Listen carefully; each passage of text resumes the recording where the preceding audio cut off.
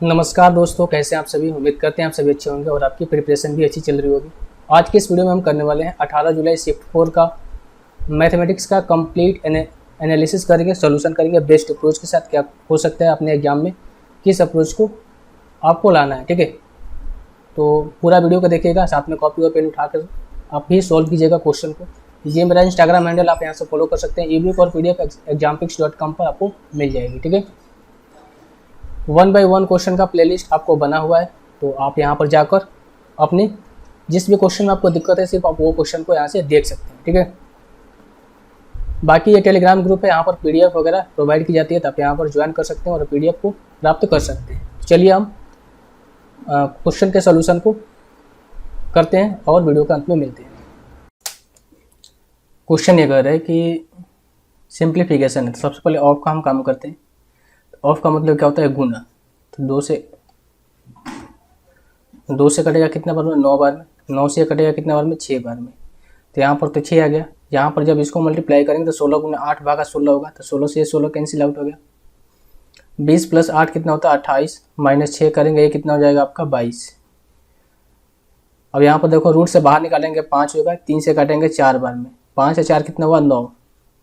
यानी कि जो वैल्यू निकल कर आई हमारी कितनी आई, 9 माइनस का 22, माइनस करेंगे तो ये जो का माइनस का 13। तो माइनस का 13 जो इस क्वेश्चन का आंसर हो जाएगा ऑप्शन नंबर ए।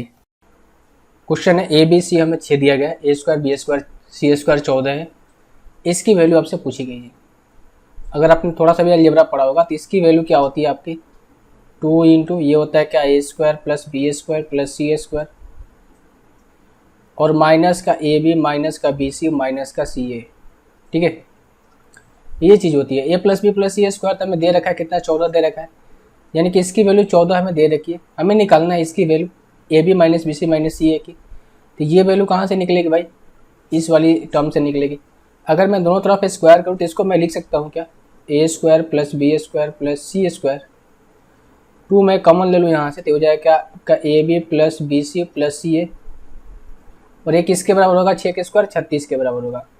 अब देखो A + B + C कितना है, 14 है, तो यहाँ से 14 माइनस करेंगे। तो यानी कि हम कह सकते हैं कि AB + BC + CA ये किसके बराबर हो जाएगा, 6 में से 4 जाएगा 2 और 3 में से 1 जाएगा 2, यानी कि 22 बटे में कितना हो जाएगा, ये 2 भाग में चला जाएगा 11। AB + BC + CA की वैल्यू आ गई 11। अब यहाँ पे चीज़ें माइनस में, तो यहाँ से माइनस कॉमन लेंगे तो ये चीज़ें क्या हो जाएगी, AB + BC + CA हो जाएगी। अगर मैं यहाँ से माइनस को कॉमन लूँगा तो ये वैल्यू क्या हो जाएगी, AB + BC + CA हो जाएगा। और इसकी जगह पे हमें लिखना क्या है, 11 लिखना है। 14 में से 11 को माइनस करेंगे कितना बचेगा भाई, इसमें से इसको माइनस करेंगे कितना बचेगा, 3। 3 गुना 2 करेंगे कितना हो जाएगा आपका 6। तो 6 जो है इस क्वेश्चन का आंसर हो जाएगा ऑप्शन नंबर डी। क्वेश्चन ये कह रहा है कि कोई साधारण ब्याज पर एक राशि है, 8 वर्ष में कितनी हो रही है, 2 गुनी हो रही है। अगर सेम ब्याज पर रेट सेम हो तो 25,000 की राशि कितने वर्ष में 1 लाख रुपए हो जाएगी, ठीक है। अब यहाँ से समझो कि अगर कोई राशि है 1 से 2 गुना हो रही है, कब, 8 साल में, ठीक है। 1 से 2 गुना हो रही है कब, 8 साल में।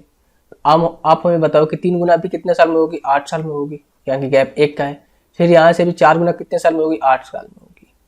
यानी कि मैं ये कह सकता हूँ कि 1 से 4 गुना होने में उस राशि को कितने साल लग जाएंगे, 24 साल लग जाएंगे। मैं बस आपको समझा रहा हूँ, अदरवाइज मैं इसका बेसिक सोल्यूशन भी आपको बता सकता हूँ।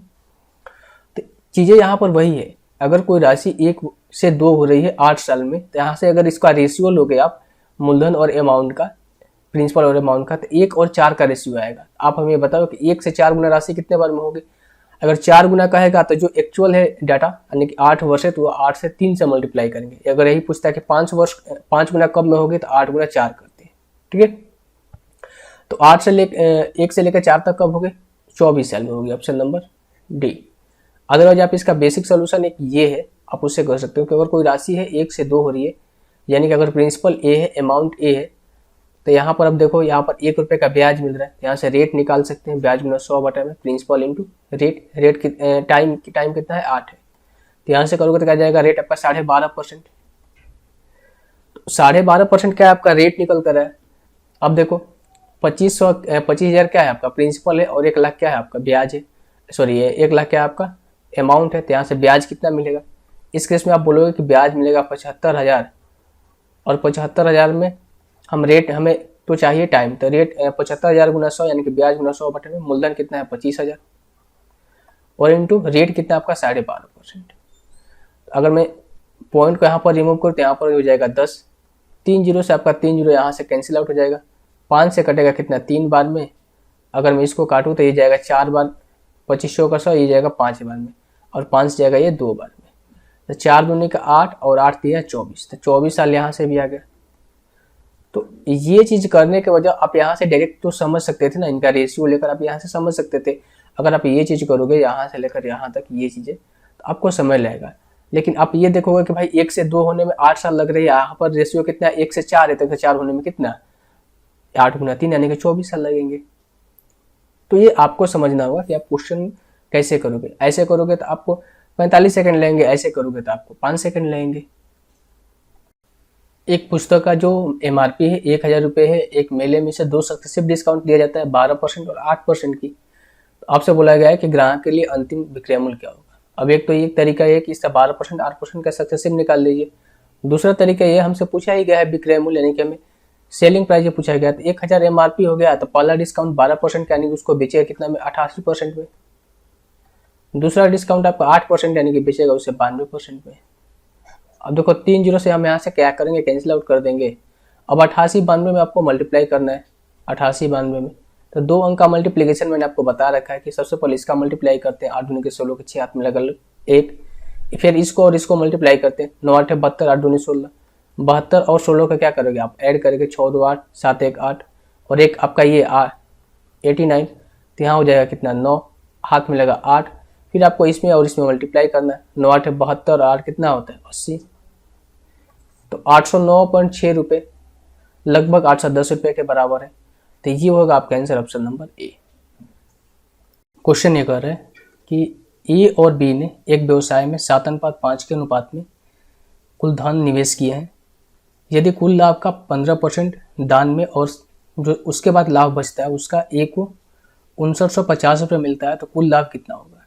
अब देखो ए और बी यहाँ पर 2 बंदे हैं, इनका जो व्यवसाय में इन्वेस्टमेंट का रेशियो है 7:5 का है, तो प्रॉफिट का रेशियो भी यही होगा 7:5 का होगा। ओवरऑल जो भी इन्हें प्रॉफिट होता है उनमें से 15% क्या होता है दान में दिया जाता है, तो 15% ए में से भी कटा होगा, 15% बी में भी कटा होगा और ए को टोटल राशि कितनी प्राप्त होती है 5950 रुपये। तो हम ये कह सकते हैं कि 7x का 15% अगर ये दान दिया होगा तो इसके पास राशि बची होगी 85/100 और ये किसके बराबर है 5960 रुपये के बराबर है, 5950 रुपये के बराबर है। अगर मैं इसको काटूँ तो कटेगा कितने बार में 17 5 85 ये 20 बार में, 17 से कटेगा कितना 17 3 51 17 5 85 और ये 7 से कटेगा कितना बार में 7 5 35 50 बार में, यानी कि एक्स की वैल्यू कितनी आ गई आपकी 1000। हमसे पूछा है कि कुल लाभ कितना होगा, तो कुल लाभ मैंने आपको स्टार्टिंग में ही बताया कि जो इनका इन्वेस्टमेंट का रेशियो वही इनका प्रॉफिट का रेशियो होगा। 7 और 5 12 कुल लाभ है, एक्स की वैल्यू कितनी है 1000 है, तो यहाँ से 12 से हमें क्या करना पड़ेगा मल्टीप्लाई करना पड़ेगा, तो कुल लाभ कितना हो गया आपका इनका 12,000। तो टोटल जो प्रॉफिट होगा कितना होगा 12,000 रुपये प्रॉफिट होगा, ऑप्शन नंबर बी। क्वेश्चन ये कर रहा है कि एक दुकानदार जो है 100 रुपये में कोल्ड ड्रिंक की 6 बोतल खरीदता है और उसे टोटल पे 20% का लाभ कमाना है, तो प्रत्येक बोतल को उसे किस कीमत पर बेचना चाहिए। ठीक है, अब 100 रुपये पे 20% लाभ कमाना है यानी कि 120 रुपये में टोटल उसे बोतल को बेचना है।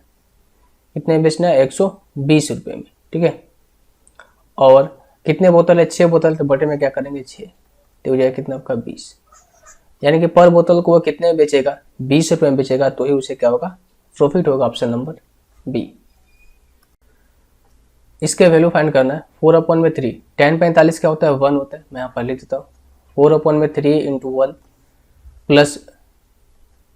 प्लस में 3 इंटू cos स्क्वायर 30। तो आप ये बताओ cos 30 की वैल्यू क्या होती है √3/2, यानी कि ये कितना हो जाएगा 3/4 माइनस का 2 into sec square 30, just cos के क्या होता है अपोजिट होता है, तो हो जाएगा कितना आपका 4/3 माइनस का cot स्क्वायर 60, cot क्या होता है tan का जस्ट अपोजिट होता है, तो हो जाएगा कितना आपका 3/4 इंटू 1/3। अब इससे और ये कैंसिल आउट हो गया और कोई तो जाने वाला है ही नहीं, तो इसको मैं लिख सकता हूँ 4/3 प्लस में हो जाएगा 9/4 और ये हो जाएगा कितना आपका माइनस का 8/3 और ये हो जाएगा कितना आपका माइनस का 1/4।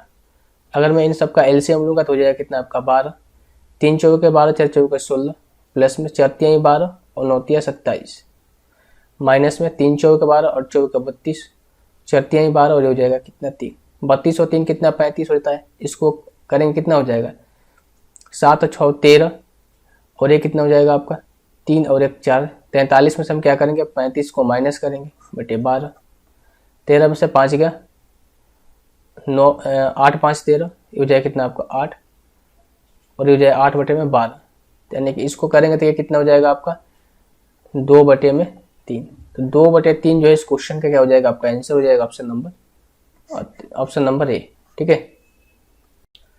क्वेश्चन ये कह रहे हैं कि मीनू की आयु जो है 38 साल की है, उसकी पुत्री की आयु 8 साल की है, कितने वर्षों में मीनू और अपनी पुत्री की आयु की दोगुनी हो जाएगी। यानी क्वेश्चन में कहने का मतलब ये हो रहा है कि जो मीनू जो है कितने वर्ष के बाद अपने पुत्री यानी कि डॉटर की आयु की मल्टीपल 2 गुना होगी। ठीक है, मल्टीपल आप 2 गुना समझिएगा कि अगर मान के चलो मीनू का आयु 4 वर्ष है तो उसके पुत्री की आयु 2 वर्ष होगी। अगर मीनू की आयु कितनी है 8 वर्ष है तो उसकी पुत्री की आयु 4 वर्ष होगी, यानी कि जो गैप होगा वो 2 गुना का होना चाहिए। आप हमें ये बताओ कि मीनू की आयु कितनी है 38 साल है और उसके पुत्री की आयु 8 साल है। अगर मैं ऑप्शन नंबर 1 को यहाँ से पिकअप करता हूँ तो क्या हो जाएगा 38 और 22 कितना होता है आपका 60, ये होता है ना। और ये कितना है आपका 8 और 22 कितना होता है 30। तो ये क्या इसका 2 गुना है, बिल्कुल 2 गुना है। तो यही ऑप्शन सेटिस्फाई कर रहा है, तो यही इस क्वेश्चन का आंसर हो जाएगा। यानी कि 22 वर्ष के बाद जो होगी मीनू की आयु और उसकी पुत्री की आयु दोनों के बीच में जो गैप होगा वह मल्टीपल 2 गुना का गैप होगा। ठीक है, आप हमेशा ये समझिएगा मल्टीपल 2 गुना का गैप हो रहा है, तो मल्टीपल 2 गुना का गैप हमेशा होना चाहिए। बाकी कोई ऑप्शन आप रखोगे यहाँ से सेटिस्फाई नहीं करेगा, आप चेक कर सकते हो। क्वेश्चन ये कर रहा है कि जन शताब्दी एक्सप्रेस 5 घंटे में 700 किलोमीटर और 11 घंटे में 1012 किलोमीटर जाती है। तो ट्रेन की क्या होती है एवरेज स्पीड हमसे पूछी गई है। एवरेज स्पीड क्या होता है टोटल डिस्टेंस बटे में टोटल टाइम टेकन। तो टोटल डिस्टेंस इसने कितना ट्रेवल किया 1012 और 700 कितना हो जाएगा 1712। टाइम कितना लगा 5 घंटे, यहाँ 11 घंटे यानी कि 16 घंटे। अब 1 किलोमीटर प्रति घंटा में हमें मीटर प्रति सेकंड में करना है तो 5/18 से मल्टीप्लाई करेंगे।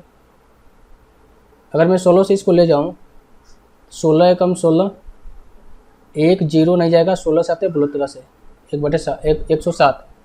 ठीक है, तो अब तो ये नहीं कटेगा लगभग तो हो जाएगा 7 5 35, 5 हो जाएगा 3 हो जाएगा कितना आपका 5, 535 बटे में 18, 18 3 54 होता है, यानी कि 18 दूनी का 36 है।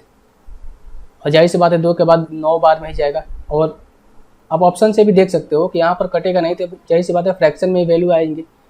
तो यही ऑप्शन एक दिख रहा है कि जो कि फ्रैक्शन में आ रहा है बटे में 18, ये नहीं हो सकता, ये नहीं हो सकता, ये नहीं हो सकता। तो पूरा कैलकुलेट नहीं भी करते तो भी यहाँ से आसानी से आंसर आप दे सकते थे।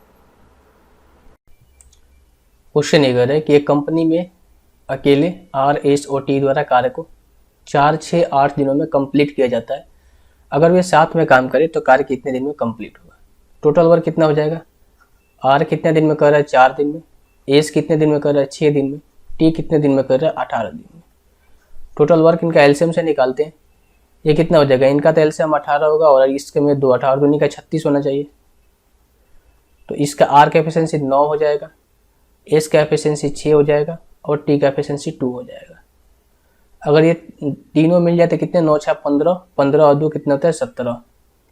तो 36 काम को ये 17 एफिशिएंसी के साथ कितने दिन में करेंगे, 17 दूनी का कितना 34, फिर 2 है और फिर 17 एकम 17, यानी कि 2.1 और समथिंग आना चाहिए। ऑप्शन हम यहाँ से मैच कराते हैं, ऑप्शन नंबर बी जो है इस क्वेश्चन का आंसर हो जाएगा 2.12 दिन में कंप्लीट होगा। क्वेश्चन ये कर रहे हैं कि देखिए 2 ट्रायंगल है PQR और ABC, ये 90 है, यहाँ पर P 90 है, AC 5 BC 9, यहाँ पर PR 3 और QR 8 दिया गया। इनमें से कौन सा स्टेटमेंट सही बोला गया इन्होंने पूछा है। अगर मैं यहाँ से A को 90 पर रखूँ और यहाँ पर P को 90 पर रखूँ, इसको B और इसको C करता हूँ, इसको Q और इसको R करता हूँ। अगर मैं ये 90 है तो यहाँ पर भी ये भी 90 है। PR कितना आपका 3 सेंटीमीटर, QR कितना आपका 8 सेंटीमीटर और ये कितना आपका है AC कितना है 5 है और ये BC कितना है 9 है। तो बाई पाइथागोरस थ्योरम ये हो जाएगा कितना आपका 9 माइनस 25 56 हो जाएगा रूट अंडर 64 माइनस 9 14 में से 9 गया 5 यानी कि रूट अंडर 55 हो जाएगा। एक चीज़ तो क्लियर है कि ट्रायंगल सिमिलर नहीं है और ना ही कॉन्ग्रुएंट है। कॉन्ग्रुएंट होने के लिए क्या होता है, कॉन्ग्रुएंट होने के लिए जो ट्रायंगल होती है अगर एक एंगल सेम है तो दो साइड सेम होना चाहिए या फिर दो एंगल सेम होना चाहिए, ठीक है, और एक साइड सेम होना चाहिए या फिर तीनों के तीनों एंगल सेम हो जाना चाहिए, ठीक है। तो कोई भी ये स्टेटमेंट को ये फॉलो नहीं कर रहा है, ठीक है। या फिर हम ये भी कर सकते हैं ये 90 है तो ये ऐसा नहीं है कि ये राइट एंगल ट्रायंगल ही बनेगा, ऐसा भी हो सकता है कि ये साइड 9 हो और ये साइड 8 हो, ऐसा भी हो सकता है, ठीक है। तो इन्होंने क्लियर स्टेटमेंट तो नहीं दे रखा है, तो ये ट्रायंगल अगर ये जाता तो कॉन्ग्रुएंस होता है, ठीक है। और अगर मैं ट्रिपलेट को लेकर चलूँ तो ये होता है कि आपका रूट अंडर 56 और रूट अंडर 55, तो ना तो सिमिलर है ना कॉन्ग्रुएंट दिख रहा है, तो एक ही ऑप्शन नंबर बी जो इस क्वेश्चन का आंसर होना चाहिए। तो देखो क्वेश्चन में कुछ क्लियरिटी हमें दिखाई नहीं दे रही है, पर फिर भी मैं कह सकता हूँ कि कॉन्ग्रुएंट तो नहीं हो सकते हैं अगर मैं ट्रिपलेट यहाँ से लूँ, ठीक है, क्योंकि राइट एंगल ट्रायंगल बन रहा है तो यहाँ से ट्रिपलेट हमें लेना पड़ेगा AC का स्क्वायर यानी कि इसका स्क्वायर माइनस में ये स्क्वायर इक्वल टू ये होना चाहिए। तो कॉन्ग्रुएंट नहीं है, ऑप्शन नंबर बी ही इस क्वेश्चन का आंसर होना चाहिए, ठीक है। बाकी सिमिलर भी नहीं दिख रहा है। क्वेश्चन में बोला गया है कि इनमें से 2 वर्षों में वर्षा का रूपांतरण किया गया तो कौन सा महीना में सर्वाधिक वर्षा में परिवर्तन देखा गया है। पहला ऑप्शन जनवरी है, इसी को पिक करते हैं। जनवरी में कितना है 2021 में 35 है और 2022 में कितना आपका 55 है। बीच का डिफरेंस कितना है आपका 20 का डिफरेंस आ रहा है, बटे में 35 गुना 100 तो हो जाएगा कितना आपका 400 बटे में 7, यानी कि मैं इसको कैलकुलेट करूँ अप्रॉक्स में तो ये हो जाएगा कितना आपका 7 5 35 और ये 5 और 7 7 49 यानी कि 59%। इसके बाद क्या है सितंबर है, मैं इसको देख लेता हूँ। सितंबर तो यहाँ पर है, सितंबर में कितना है ये होगा 15 और ये होगा 25, 15 और 25 के बीच का डिफरेंस कितना है 10 का, 10 बटे में 15 गुना 100 तो हो जाएगा कितना आपका 200 बटे में कितना हो जाएगा 3, तो हो जाएगा कितना आपका 3 6 18 और 3 6 18 66%। सितंबर हो सकता है आपका ऑप्शन। मई देख लेते हैं, मई में कितना 75 यहाँ पर है और यहाँ पर कितना 45, तो 75 और 45 का बीच का गैप कितना का रहा है भाई 30 का, तो 30 बटे में 45 गुना 100 तो 5 9 45 5 6 का 30 और हो जाएगा 3 दूनी का 6 3 3 के 9, ये भी 200 बटे 3 आ रहा है, यानी कि यहाँ पर भी 66% आ रहा है। तो ये दो वैल्यू तो हो नहीं सकते, सितंबर भी नहीं हो सकता है, मई भी नहीं हो सकता और जनवरी तो कम ही है इन दोनों से, मार्च को चेक करने की जरूरत ही नहीं है। यही इस क्वेश्चन का आंसर हो जाएगा। देखिए क्वेश्चन है कि P इक्वल्स टू √2 + 1 अपन में √2 - 1, क्यू आपका √2 - 1 अपन में √2 + 1। देखिए तो आप इसका अपोजिट चीज़ें यहाँ पर दी गई है, तो सबसे पहले इसकी वैल्यू आपसे फाइंड करनी है। इसी को मैं क्या करता हूँ सिंप्लीफाई करता हूँ। नीचे में आएगा P और Q, ऊपर में क्या आएगा आपका P का Q प्लस में Q का Q, ठीक है। अगर मैं इसको AQ मानूँ इसको BQ मानूँ तो इसको मैं लिख सकता हूँ क्या P प्लस में Q और यहाँ पर हो जाएगा P का स्क्वायर प्लस में Q का स्क्वायर माइनस का PQ और अपन में हो जाएगा क्या आपका P इंटू Q। अब इस पोर्शन में आते हैं, मैं एक पोर्शन को करूँगा, ठीक है, दूसरा आपने इसका अपोजिट है तो दूसरे में माइनस होगा सिर्फ, ठीक है। अगर मैं √2 + 1 अपन में √2 - 1 का रेशनलाइजेशन करता हूँ तो इसको लिख सकता हूँ क्या √2 + 1 अपन में √2 - 1। अगर मैं इसका रेशनलाइजेशन करूँ तो हो जाएगा √2 + 1 अपन √2 - 1। ऊपर में क्या आएगा √2 + 1 का स्क्वायर और नीचे में तो 1 आएगा। इसी तरीके से इसका मैं करूँगा तो जाएगा √2 - 1 का होल स्क्वायर, ठीक है। अगर मैं इसको होल स्क्वायर के फॉर्म में तोड़ दूँ तो इसको लिख सकता हूँ क्या कि 2 + 1 प्लस का 2√2, यानी कि इसको मैं लिख सकता हूँ क्या 3√2, ये क्या 3 + 2√2। ये सब मैं आपको दिखाने के लिए कर रहा हूँ, अदरवाइज आप इसको देख कर भी यहाँ तक पहुँच सकते थे, ठीक है। और यहाँ पर जस्ट इसका क्या होगा अपोजिट होगा 3 माइनस का 2√2। अब देखो यहाँ पर a प्लस बी, यहाँ पर भी देखो ये समझो यहाँ से चीज़ों को, ये इसको a मानो इसको b मानो, ठीक है। तो यहाँ पर लिखोगे a प्लस बी लिखोगे, a प्लस बी यानी कि और यहाँ पर क्या है a माइनस का बी है, ठीक है। यहाँ पर क्या है a प्लस बी क्या और यहाँ पर क्या है a माइनस बी, यानी कि क्या होता है a² माइनस का बी स्क्वायर। अरे भाई a प्लस का बी और a माइनस का बी ये क्या होता है a² प्लस में b स्क्वायर, होता है कि नहीं होता है। या फिर आप इसको जोड़ोगे, जब इसको जोड़ोगे तो 3 और 3 कितना होता है 6, और ये तो आपका कट जाएगा, 2√2 और 2√2 कट जाएगा कि नहीं कट जाएगा, क्योंकि ये प्लस है माइनस में। तो यहाँ पर जो वैल्यू आई क्या है, 3 + 3 6 आई कि नहीं आई। अब यहाँ पर a² भी a² है, अगर मैं इसका स्क्वायर करता हूँ, अगर एक का स्क्वायर करूँ दूसरा का स्क्वायर इसके जस्ट अपोजिट होगा। अगर मैं इसका स्क्वायर करता हूँ तो ये हो जाएगा 9 प्लस में 8, और ये क्या हो जाएगा आपका प्लस में 6, 3 दूनी का 6 और दूनी का 12√2, और इसका क्या होगा, ये माइनस है तो जस्ट इसका अपोजिट होगा, यानी कि 9 + 8 और यहाँ पर क्या हो जाएगा माइनस का 12√2। अगर मैं इनको जोड़ूंगा तो क्या हो जाएगा यहाँ पर 9 9 18 और 16 कितना होता है 8 यानी कि 34। यहाँ पर वैल्यू क्या है 34 आई, और यहाँ पर P × Q है। अब देखो P, अगर इसको A × B को अगर मल्टीप्लाई करोगे तो अगेन यही चीज़ आएगा, A + B A - B यानी कि a² - b²। तो यहाँ पर हम करेंगे क्या, √3 का स्क्वायर करेंगे 9 और 2√2 का स्क्वायर करेंगे कितना हो जाएगा 2 दूनी का 4 दूनी का 8, यानी कि यहाँ पर हो जाएगा कितना आपका 9 - 8 करेंगे यहाँ पर हो जाएगा 1, तो 34 - 1 करेंगे यहाँ पर हो जाएगा कितना 33, यानी कि 33 × 6 आपको निकालना था। ये कितना हो जाएगा आपका 198। कोई बड़ा काम नहीं था, आप इसको कर सकते थे, ठीक है। तो बस मैंने आपको ये सब चीज़ समझाने के लिए लिखा है, अदरवाइज आप इसको शॉर्ट फॉर्म में अपने अकॉर्डिंग, देखो अलजेब्रा क्या है, अपने अकॉर्डिंग इसको सोचो। मैं कुछ सोचूंगा, आप कुछ सोचोगे, आपको करने का तरीका कुछ और होगा, मेरे करने का तरीका कुछ और होगा। तो जरूरी नहीं कि जिस तरीके से मैं सोचता हूँ उस तरीके से आप सोचो, नहीं। आपको क्या करना है कि अगर एक बार अपने तरीके से समझ लिया कि इसको इस तरीके से सोल्व किया जा सकता है, तो इसमें बहुत सारे स्टेप आप ग्रैब कर सकते हैं अपने आप ही। बस सिर्फ और सिर्फ आपको क्या करना है, प्रैक्टिस करना है इन सब चीज़ों पर। इस क्वेश्चन को देखिए, cos 120 का सटीक मान उन्होंने पूछ के रखा है। cos 120 का क्या लिख सकते हैं, 180 माइनस का थीटा लिख सकते हैं। तो cos 180 माइनस का थीटा लिखें तो क्या हो जाएगा cos 60 डिग्री, लेकिन ये सेकंड क्वाड्रेंट में आ जाएगा, ठीक है, क्योंकि यहाँ से यहाँ तक 90 होता है, फिर यहाँ से यहाँ तक कितना होता है 90 से 180 होता है। तो जो cos सेकंड क्वाड्रेंट में आ जाएगा तो कितना आएगा 60 डिग्री। तो cos 60 क्या होता है 1/2। तो cos 60 1/2 होता है, लेकिन एक सेकंड क्वाड्रेंट में आएगा, तो इसीलिए वैल्यू क्या हो जाएगी माइनस में हो जाएगी, माइनस का 0.5, क्योंकि मैंने आपको बता के रखा है कि cos सेकंड क्वाड्रेंट में क्या होता है नेगेटिव होता है। यहाँ पर क्या होता है कि आपका साइन और cos से क्या होता है पॉजिटिव, बाकी ऑल ट्रिग्नोमेट्रिक रेशियो है नेगेटिव, ठीक है। अब फर्स्ट क्वाड्रेंट में सभी पॉजिटिव होते हैं। थर्ड में क्या होता है कि टेन और कोट का होता है, और फोर्थ में क्या होता है सेक और कोस का होता है। क्वेश्चन ये कहा गया है कि समान त्रिज्या वाले एक शंकु और एक बेलन का आयतन समान, तो उनकी हाइट में डिफरेंस, हाइट का रेशियो से बोला गया है। तो आप ये बताओ शंकु का वॉल्यूम कितना होता है 1/3 πr²h, और एक इसके बराबर है बेलन के, यानी कि πr² के बराबर है। पाई से पाई कैंसिल, r² से r² कैंसिल, और आपका h और h का रेशियो कितना हो जाएगा आपका 1:3 आ जाएगा, सॉरी 3:1 आ जाएगा। किससे पूछा गया आपका शंकु से ना, तो शंकु का कितना हो जाएगा आपका 3 हो जाएगा, और बेलन का कितना हो जाएगा 1 हो जाएगा। तो 3:1 जो है इस क्वेश्चन का आंसर हो जाएगा ऑप्शन नंबर डी। ध्यान रखिए 1:3 भी ऑप्शन में दिया हो सकता है, और वहाँ पर आप कंफ्यूज कर जाएगा, इसीलिए आप इसको पूरी तरीके से सॉल्व करने के बाद आंसर मार्क कीजिएगा इस तरीके के क्वेश्चन को। इस क्वेश्चन में आपसे बोला गया है कि दो सेंटर के बीच का डिस्टेंस आपको बताना है। दो सेंटर के बीच में डिस्टेंस कब निकलेगा, हम यहाँ से डायरेक्ट कॉमन टेंजेंट का फॉर्मूला लगाएंगे। तो डायरेक्ट कॉमन टेंजेंट का फॉर्मूला क्या होता है, यहाँ से ये 12 का स्क्वायर, यानी कि 12 हमें दिया गया, ठीक है। अगर डायरेक्ट कॉमन टेंजेंट का फॉर्मूला हम लगाते तो क्या निकालते कि ds यानी दोनों के सेंटर के बीच की दूरी, और माइनस का क्या होता है आपका r1 × r2 का स्क्वायर, अब बराबर ये होता है CD। तो यहाँ से हम कह सकते हैं कि CD = क्या लिख सकते हैं, इसको CD = लिख सकते हैं क्या AB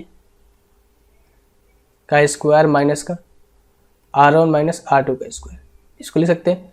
CD कितना आपका 12 का स्क्वायर 144, AB कितना आपको फाइंड करना है AB का स्क्वायर, सॉरी अगर मैं इसका स्क्वायर करूँ तो यहाँ से रूट तो हट जाएगा, दोनों तरफ स्क्वायर करूँगा तो हो जाएगा कि आपका AB का स्क्वायर, और माइनस का r1 - r2 कितना हो जाएगा -5, और माइनस का 5 का स्क्वायर करेंगे तो प्लस में आएगा, तो हो जाएगा आपका माइनस प्लस और माइनस अगेन माइनस हो जाएगा 25। यहाँ पर हो जाएगा 169 = AB का स्क्वायर, तो AB = कितना आ जाएगा आपका 13। तो 13 जो इस क्वेश्चन का आंसर हो जाएगा ऑप्शन नंबर सी। क्वेश्चन में बोल रखा है कि एक साथ सभी 4 महीनों के दौरान उपयोग किए गए खाद्य पदार्थों में C की मात्रा कितनी होगी। शायद देखो ऑप्शन से तो लग रहा है इन्होंने एवरेज पूछा है, ठीक है, एक बार एवरेज निकाल कर देखते हैं। ये कितना होगा 3 2 5 5 और 2 7 7 और 2 9 900 ऐसे हो गया। अगर मैं इसमें से 5 यहाँ पर ऐड कर दूँ तो 900 1000 आपका हो गया। ये यहाँ पर कितना है 10 है, 10 यहाँ पर है, 80 यहाँ पर 80 यहाँ पर है, 80 और 10 90 और 90 8 कितना होता है 117, 170 में ऐड करो तो ये कितना हो जाएगा आपका, ये कितना हो जाएगा आपका 1170 और बटे में कितना होना चाहिए 1 2 3 4, तो हो जाएगा कितना 4 दूनी का 8, 3 हो गया यहाँ पर, 4 9 36 1, फिर 4 दूनी का 8 यानी कि 292.5 आना चाहिए ऑप्शन नंबर बी। हमसे एवरेज ही पूछा था, हालांकि क्वेश्चन में इन्होंने मेंशन कर देना चाहिए था कि इन्होंने एवरेज पूछा है। क्वेश्चन ये कह रहा है कि इसका फोर्थ प्रोपोर्शनल आपसे पूछा गया है, ठीक है। तो फोर्थ प्रोपोर्शनल क्या होता है, जो रेशियो इसका होगा वही रेशियो इसका और इसका होगा, ठीक है। या फिर आप इसको ऐसे भी नोट कर सकते हो, ए अपॉन में बी किसके बराबर होना चाहिए, सी अपॉन में डी के। तो ए अपॉन में बी कितना है 144 अपॉन में 192 और ये किसके इक्वल में होना चाहिए 216 अपॉन में कितना होता है डी। अब मैं आपसे ये बोलूँ कि अगर मैं इसको और इसको काटूँ कितने बार में कटेगा, 36 से मैं काटूंगा तो ये 4 बार में जाएगा और ये 6 बार में जाएगा, और 2 से 2 बार में वही कटेगा कितना आपका 3 बार में, और 2 से अगेन ये कट जाएगा कितना आपका, ये कट जाएगा कितना 2 9 18 और 2 6 12, यानी कि लास्ट में 8 आना चाहिए। ऑप्शन नंबर बी जो है इस क्वेश्चन का क्या हो जाएगा आपका आंसर, यानी कि डी इक्वल्स टू कितना हो जाएगा 288। सिंप्लीफिकेशन का क्वेश्चन है, आइए हम इसको करते हैं। क्वेश्चन बोला गया है कि देखिए सबसे पहले हम क्या करते हैं ब्रैकेट का काम करते हैं, 10 दूनी का 20 30 23 बटे में 10 और प्लस में 5 दूनी 10 3 13 बटे में 5। तो एलसीएम में लूंगा तो 10 ही आएगा, तो सिंपल हम यहाँ से क्या करते हैं 2 से मल्टीप्लाई ही कर देते हैं। तो 13 दूनी का 26 और 23 ऐड करेंगे कितना हो जाएगा 49 बटे 10। तो पूरे ब्रैकेट के अंदर कितना आएगा 49 बटे 10 है, मैं इसको मिटा देता हूँ। अब यहाँ पर देखिए हो जाएगा कितना 7 बटे में 10 भागा 3 बटे में 7 ऑफ है, इसके बाद कितना 49 बटे में कितना है आपका 10 है, प्लस में 1 बटे 5 भागा 7 बटे में आपका 5 माइनस का 2 बटे 7। तो आप हमें ये बताओ ऑफ का सब इसके बाद करेंगे तो 7 से कितना बार में जाएगा 7 बार में जाएगा। अब क्या करना, अब यहाँ पर भागा बचा, ठीक है डिवाइड बचा, तो 7 बटे में 10 भाग को गुना में कन्वर्ट करेंगे तो कितना हो जाएगा आपका 10 बटे में 21 प्लस में 1 बटे में 5, इसको अगर मैं कन्वर्ट करूंगा तो हो जाएगा 5 बटे में 7 माइनस का ये हो जाएगा कितना आपका 2 बटे में 7। ये वैल्यू ये कट जाएगी, 10 से कट जाएगा, 7 से कटेगा कितना बार में 3 बार में, यानी कि 1 बटे में 3 और ये आपका कितना आ गया प्लस में 1 बटे में 7 माइनस का 2 बटे में 7। एलसीएम लेंगे कितना हो जाएगा आपका 21, 3 7 21 7 तिया और माइनस का 7 तिया माइनस का 6, तो करेंगे कितना हो जाएगा आपका प्लस का 1 आएगा, 3 प्लस 1 कितना हो जाएगा आपका 4 बटे 21। 4 बटे 21 जो है इस क्वेश्चन का आंसर हो जाएगा ऑप्शन नंबर सी। देखिए क्वेश्चन में बोल रखा है कि tan a माइनस बी का इस्तेमाल करके इसकी वैल्यू आपको फाइंड करनी है। तो tan a की वैल्यू क्या रख सकते हैं, tan 15 की वैल्यू फाइंड करनी है ना हमें, तो a की वैल्यू 60 और b की वैल्यू कितनी है 45 रखेंगे, डिफरेंस कितना का आएगा 15 का आएगा। तो tan 60 कितना होता है आपका, tan 60 होता है कितना आपका √3 होता है, और tan 45 कितना होता है 1 होता है, ये हो जाएगा कितना आपका 1 प्लस tan 60 कितना होता है √3 और ये हो जाएगा कितना आपका 1। तो ये क्या, और ऊपर में क्या इतना √3 माइनस का 1 और नीचे में कितना है आपका √3 प्लस का 1, रेशनलाइजेशन करेंगे तो हो जाएगा √3 माइनस का 1, ये हो जाएगा कितना आपका √3 प्लस का 1 सॉरी माइनस का 1, तो हो जाएगा a प्लस बी और a माइनस का b, तो हो जाएगा कितना 3 माइनस 1 2 आएगा नीचे में, और ऊपर में क्या आ जाएगा √3 माइनस 1 का होल स्क्वायर, बटे में नीचे में कितना आएगा 3 माइनस 1 कितना हो जाएगा 2 हो जाएगा।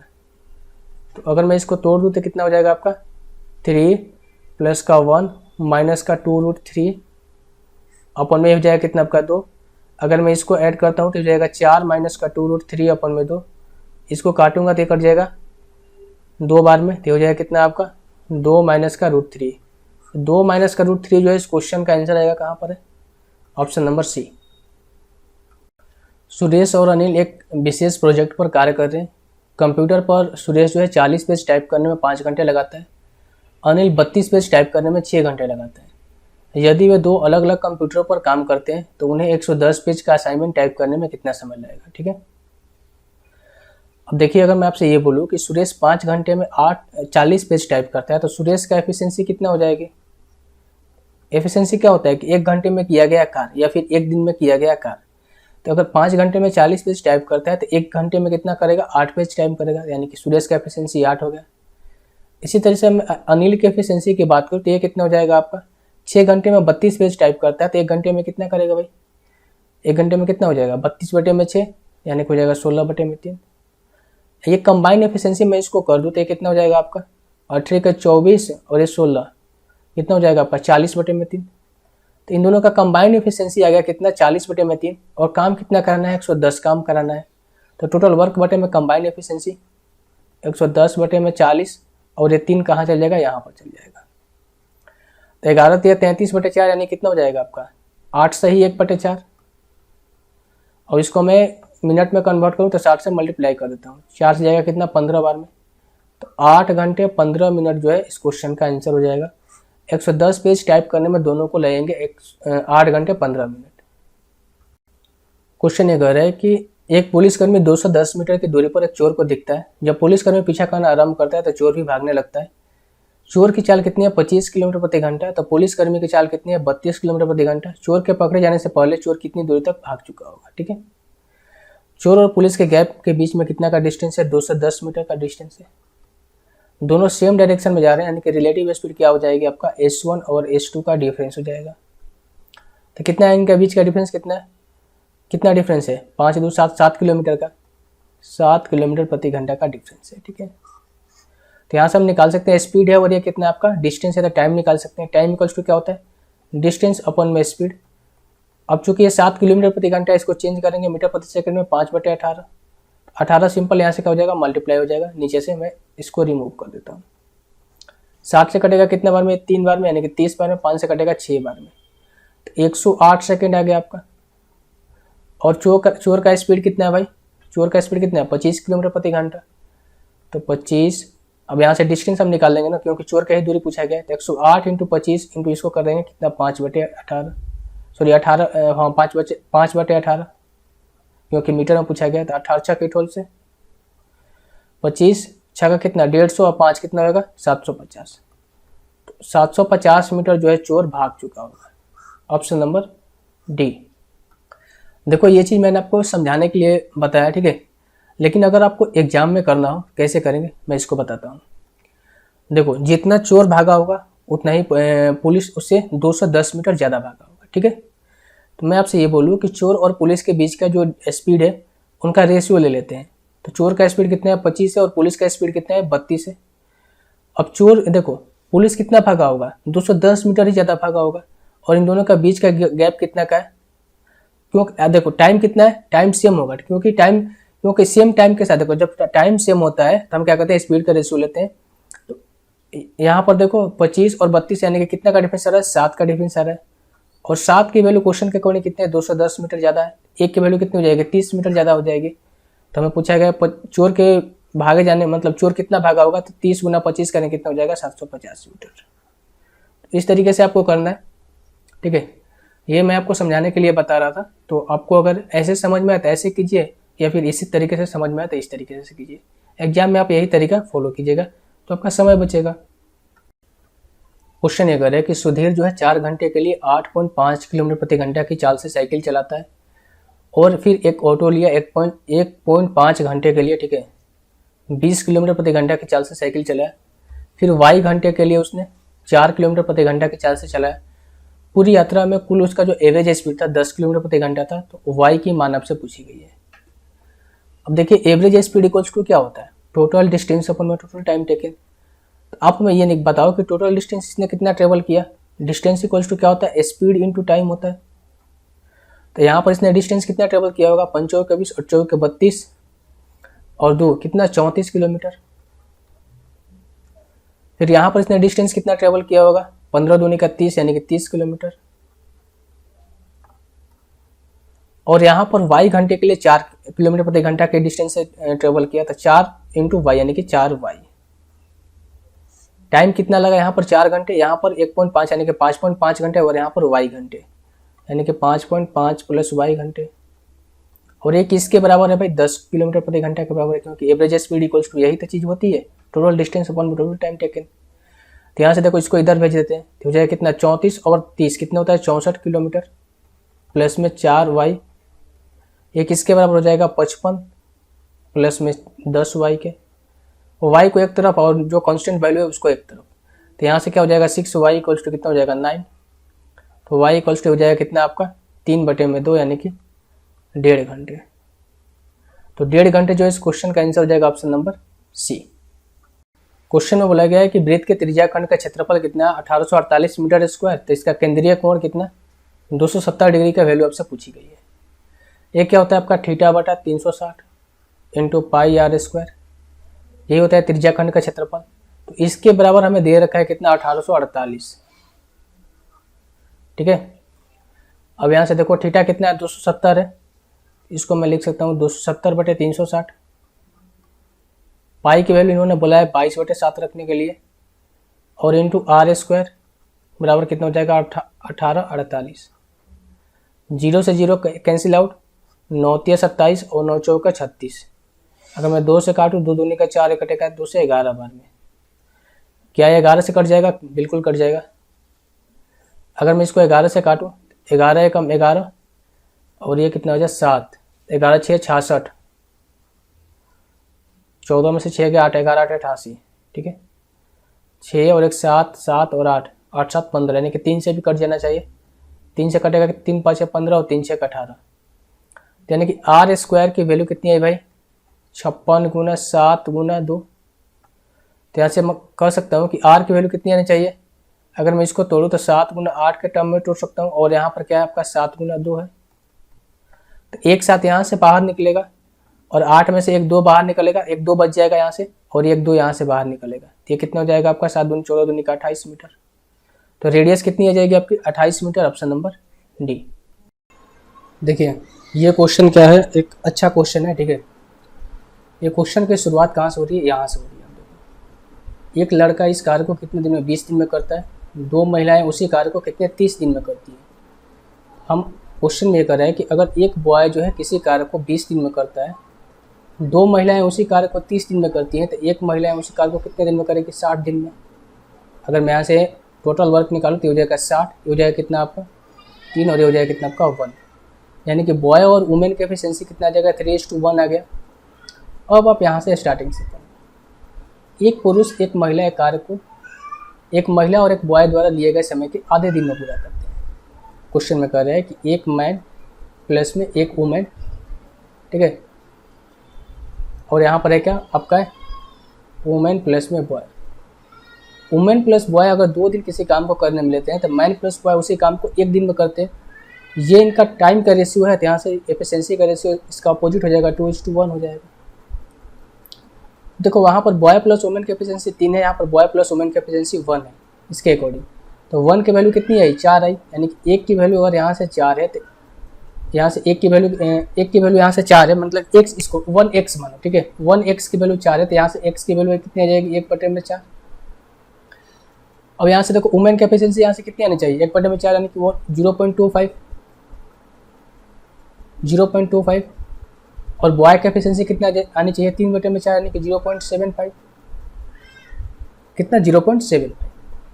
अब यहाँ पर मैन प्लस वुमेन की एफिशिएंसी 2 है, तो आप हमें ये बताओ कि यहाँ से अगर वुमेन की एफिशिएंसी कितनी है 0.25 है, तो मैन की एफिशिएंसी कितनी आ जाएगी, मैन की एफिशिएंसी 1.75 आना चाहिए।